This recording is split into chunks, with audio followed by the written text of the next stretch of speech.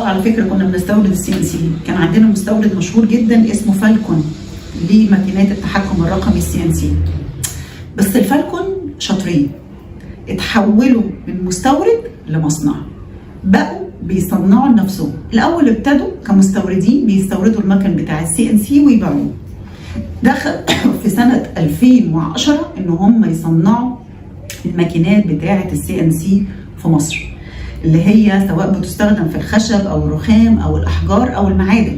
خلي بالكم ان الخشب والاحجار والرخام هتقولي ماشي، ما دول بيتم استخدامهم عشان الحاجات الديكور وصناعه الاخشاب وعشان الواجهات بتاعه العماير الكليدنج وعشان الاحجار الكريمه وعشان البساط حلو وكل الكلام ده. بس الحفر على المعادن انا بستخدم الكلام ده عشان اصنع المكن اللي المكن بستخدمه في خطوط الانتاج، زي ما قلنا قبل كده واتكلمنا على شركات كتيره بتصنع الماكينات بتاعه